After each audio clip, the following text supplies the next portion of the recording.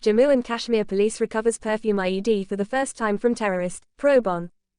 Director General of Police DGP Dilbar Singh stated during a press conference in Jammu, "This is the first time we have recovered a perfume IED. We have not recovered any perfume IED before. The IED will blast if anyone tries to press or open it. Our special team will handle that IED." Srinagar, by apprehending a Lashkar-e-Toiba member who is also a government employee, Jammu and Kashmir Police claimed to have made a significant development in the case of the January 21 Narwal, Jammu blast. From his possession, a perfume IED, improvised explosive device the first of its kind, was found. Director General of Police DGP Dilbar Singh stated during a press conference in Jammu, "This is the first time we have recovered a perfume IED. We have not recovered any perfume IED before. The IED will blast if anyone tries to press or open it. Our special team will handle that IED." After 11 days of work by the Jammu police, a significant victory had been attained in the form of the arrest of one Arif Ahmed, a resident of the Reasi district of Jammu. So far, we had seen IEDs with explosive materials, sticky bombs and timer-fitted IEDs, but a new type of IED was recovered from Arif. This IED is in a bottle form and seems like a perfume bottle but contains explosive material, the DGP said, adding that, "Since the IED is new to us, experts will see how harmful and how powerful it can be. We have not touched it so far." The accused got the supply of 3 IEDs towards the end of December. He used 2 IEDs in the Marwal area. He is working in the influence of Qasem, a Lashkar-e-Taiba terrorist operating from Pakistan. He is responsible for recent terror activities in the area, said DGP Singh. Arif works for the government and actively supports the Lashkar-e-Toiba group. He was working under the direction of let members Qasem, a Reasi local, and his uncle Kamadan, also a Reasi resident who is currently living in Pakistan. He said that Shastri Nagar, Katra, and the Narwal, Jammu, IED detonation on January 21 both implicated Arif. Wear your cake and eat it too. Switzerland baker makes world's largest wearable cake dress. The cake dress weighed 131.15 kilograms.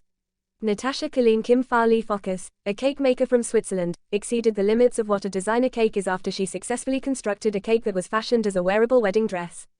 The stunning cake, which weighs about 131.15 kilograms, was unrevealed at the Swiss World Wedding Fair on January 15, 2023, in Switzerland's Bern. The portions of the cake were shared with the guests who visited the fair.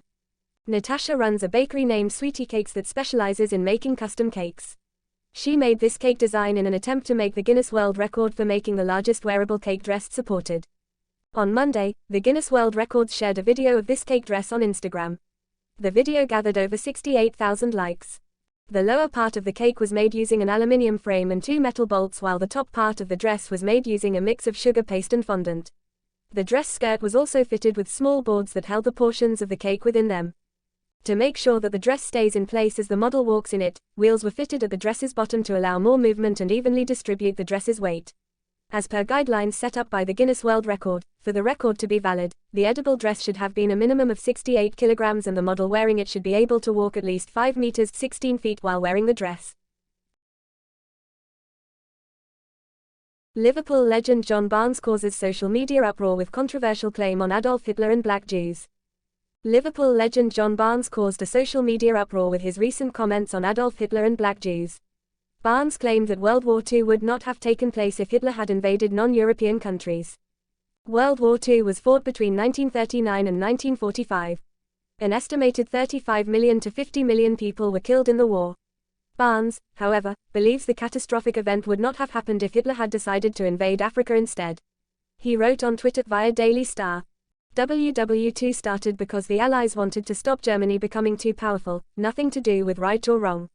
Had Hitler left the European Jews alone and went to Ethiopia and committed the same atrocities to the black Falasha Jews, I doubt WW2 would have started." The Liverpool legend also said on the Rob Moore's Disruptors podcast, "The genocide, destruction, exploitation. The Nazi ideology was based on that. If Adolf Hitler did what he did in Africa or anywhere else, the rest of Europe would have accepted that. But you can't do it to white Europeans. Nazi Germany's Hitler, Fascist Italy's Benito Mussolini, and Imperial Japan's Hirohito formed the Axis alliance during World War II by signing the Tripartite Pact in 1940. Their ideology was nationalist and militarist. They also had an anti-communism policy." Liverpool legend John Barnes' comments on the matter are debatable. However, one thing that can be said is that there can never be any competition between horrors. Former terrorism law advisor Lord Carlile perfectly explained the matter as he told the Jewish Chronicles. Gautam Adani no longer among world's top 20 richest people as Adani Group sheds $108 billion in market value. Adani Group chairman Gautam Adani has gone from being the world's third richest person on the 17th of January to not even being among the top 20 on Friday the 3rd of February 2023. Gautam Adani, chairman of Adani Group, has gone from being the world's third richest person on the 17th of January 2023 to not even being among the top 20 on Friday the 3rd of February. Adani's net worth has fallen sharply from $124 billion on the 17th of January to $61.3 billion as of Friday. The steep decline in Adani's fortune comes as a result of the Adani Group companies shedding $108 billion in market value since Hindenburg Research accused it of stock manipulation and accounting fraud in a 24th of January report. He has tumbled to 21st spot on the Bloomberg Billionaires Index. Biggest wealth loser Home India News Budget 2023 Industry Market Stock Healthcare Money Auto Blockchains Me Brandwagon Audio. #Budget with Union Budget 2023 Stay updated with Faye Online's Budget Coverage Budget 2023 Who Gets What? Read sector-wise expectations detailed analysis, key budget statistics to watch Budget 2023-24, Stock and Company Impact Analysis. Home Industry Gautam Adani no longer among world's top 20 richest people as Adani Group sheds $108 billion in market value. Gautam Adani no longer among world's top 20 richest people as Adani Group sheds $108 billion in market value. Adani Group chairman Gautam Adani has gone from being the world's third richest person on the 17th of January to not even being among the top 20 on Friday the 3rd of February 2023. Gautam Adani no longer among world's top 20 richest people as Adani Group sheds $108 billion in market value. Gautam Adani's net worth has fallen sharply from $124 billion on the 17th of January to $61.3 billion as of Friday, and the businessman has tumbled to 21st spot on the Bloomberg Billionaires Index. The Reserve Bank of India (RBI) has reportedly sought details about lenders' exposures to the Adani Group, a day after the conglomerate withdrew the 20,000 rupees crore follow-on public offer (FPO) of its flagship firm Adani Enterprises amid the steep fall in its stock prices. Note that India's largest lender SBI had said its exposure to Adani Group is fully secured by cash-generating assets. Another public sector lender Bank of Baroda has said its total exposure to the Embattled Group stood at 7,000 rupees crore, which are also fully secured.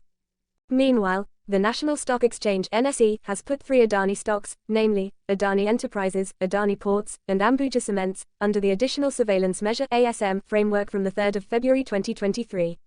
An additional surveillance measure (ASM) was introduced by the Indian market regulator SEBI in the bourses as a risk containment and surveillance to monitor highly volatile stocks. When placed under ASM, the entire traded value will get blocked as margins, that is, intraday leverage is not given. Another blow to Pakistan, IMF rejects its debt management plan, calls it unrealistic. The Global Financial Institute and Pakistan held talks to complete the pending ninth review under the $7 billion Extended Fund Facility (F). The International Monetary Fund (IMF) on Thursday rejected Pakistan's revised Circular Debt Management Plan (CDMP), asking them to increase the electricity tariff in the range of PKR 11 to 12.50 per unit in order to restrict the additional subsidy at 335 billion Pakistani rupees for this fiscal year. The Global Financial Institute and Pakistan held talks to complete the pending ninth review under the $7 billion Extended Fund Facility (F). It called the revised CDMP as unrealistic and said it is based on wrong assumptions. It has asked the Pakistani government to revise its policy prescription to restrict losses in the power sector. What did the IMF have to say? The Pakistan government's revised CDMP, shared with the IMF on Wednesday, asked for an increase in circular debt for this fiscal year to 952 billion rupees against the earlier prediction of 1,526 billion rupees. It also stated that the government needed an additional subsidy of 675 billion rupees despite increasing the power tariff in the range of 7 Pakistani rupees per unit through quarterly tariff adjustment in the first 2 quarters of 2023 and 1 Pakistani rupee and 64 paise in the third quarter that ended in August. The IMF has also asked the government to raise tariffs in the range of 11 rupees to 12 rupees and 50 paise per unit, which will help reduce the requirement of additional subsidy into half from the earlier existing levels of 675 billion rupees in the current fiscal. It also raised questions on how the government calculated the required figure for additional subsidy. According to the CDMP, the losses of discos is to be restricted to 16.27 on average during this fiscal.